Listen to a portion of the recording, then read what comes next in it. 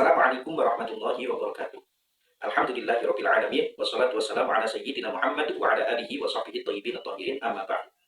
Yang kami hormati dan kami muliakan Bapak Dr. Haji Hanifuddin, Magister Agama, selaku dosen mata kuliah Hasyim Asy'ariyah.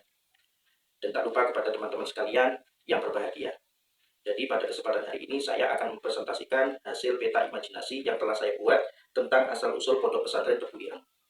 Jadi asal-usul Pondok Pesantren Tebu Ireng. Pondok Pesantren Tebu Ireng ini didirikan oleh Hadratus Syekh Hasyim Asy'ari pada tahun 1899 atau 1900 Masehi. Sekembalinya beliau dari belajar beliau di kota Mekah. Adapun asal-usul nama Tebu Ireng ini terdapat beberapa versi. Versi pertama mengatakan bahwasanya Tebu Ireng ini berasal dari kebu ireng. Kebu ireng dalam bahasa Jawa maknanya adalah kerbau hitam. Jadi dahulu di daerah tersebut terdapat seorang yang memiliki kerbau bule. Kerbau bule itu kerbau yang berwarna putih merah-merahan. Jadi dahulu pemilik kerbau bule ini kehilangan kerbaunya dan dia telah mencari kerbaunya ini di berbagai tempat tetapi tidak kunjung menemukannya. Kemudian setelah terbenamnya matahari, pemilik kerbau tersebut mendapati kerbaunya berada di dalam gumpalan lumpur dan tidak bisa keluar.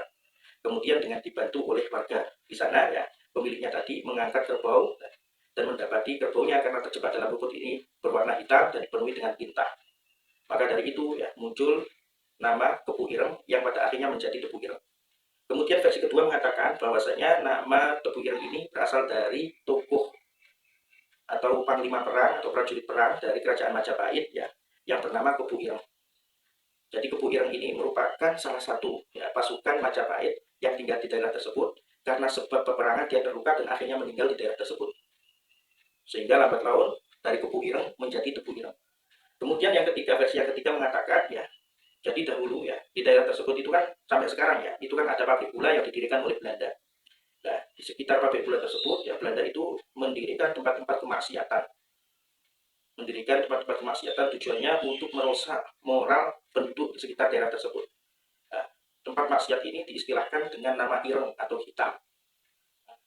Maka dari itu daerah tersebut dinamakan dengan Tebu Ireng. Terus versi yang keempat mengatakan bahwasanya nama Tebu Ireng itu diambil dari tanaman tebu hitam. Tebu Ireng maknanya itu adalah tebu hitam. Jadi seperti itu. Jadi kan dahulu karena di situ ada pabrik gula, maka di sana juga banyak orang yang menanam tebu. Kemudian yang selanjutnya adalah inovasi Hadratus Syekh, bukan inovasi motivasi. Kemudian yang selanjutnya adalah motivasi Hadratus Syekh dalam mendirikan pondok pesantren. Jadi motivasi Hadratus Syekh dalam mendirikan pondok pesantren Tebu Ireng ini tujuannya tidak lain untuk menyelamatkan moral umat. Sebagaimana yang telah kita jelaskan tadi bahwasanya di daerah tersebut banyak terdapat tempat kemaksiatan. Jadi tujuan beliau, motivasi beliau mendirikan pondok pesantren Tebu Ireng itu yang pertama untuk menyelamatkan moral umat daerah tersebut. Kemudian untuk menumpas kemaksiatan dan untuk mendakwahkan Islam bahwasanya Islam itu merupakan agama yang penuh dengan kasih sayang.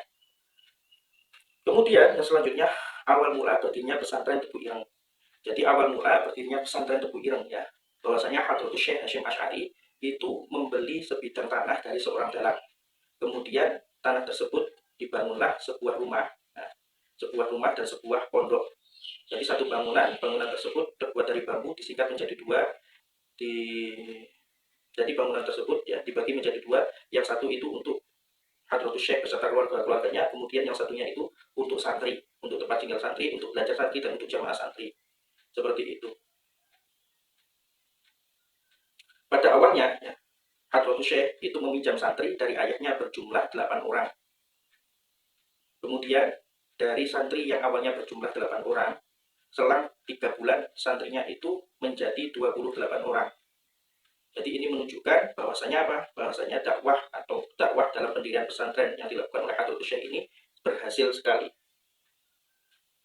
Kemudian pendirian pondok pesantren Tebu Ireng ini tidak luput dari kecurigaan Belanda.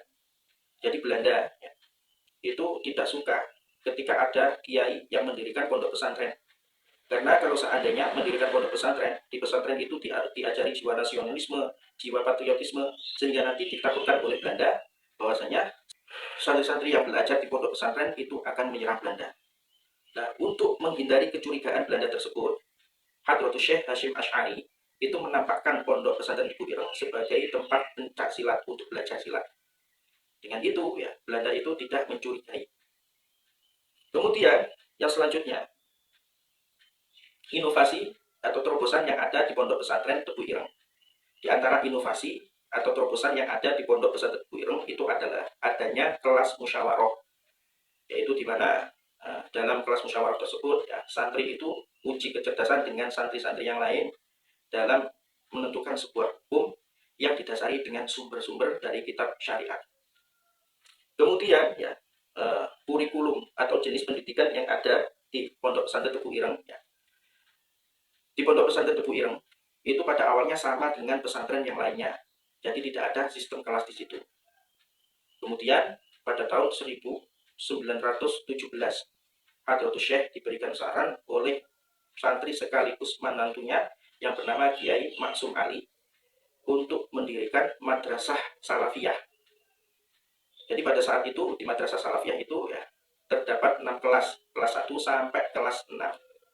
Dan di madrasah salafiyah sendiri tidak hanya diajarkan ilmu agama, akan tetapi di situ juga diajarkan bahasa Inggris dan bahasa asing lainnya. Kemudian yang kedua, jenis pendidikan yang ada di Pondok Pesantren Tebu Ireng adalah madrasah nizamiyah. Jadi madrasah nizamiyah ini didirikan oleh putra tertua Hadratus Syekh Hasyim Asy'ari, yaitu Kiai Haji Wahid Hasyim.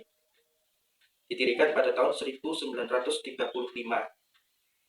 Jadi beliau, Kiai Haji Wahid Hasyim, ini ingin memadukan pembelajaran ilmu agama serta ilmu sekuler.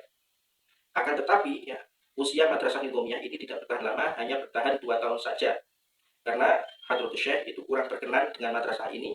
Kemudian setelah itu madrasah ini kembali digabungkan ke madrasah salafiyah. Mungkin cukup sekian yang dapat saya sampaikan. Apabila ada kekurangan, saya mohon maaf yang sebesar-besarnya. Assalamualaikum warahmatullahi wabarakatuh.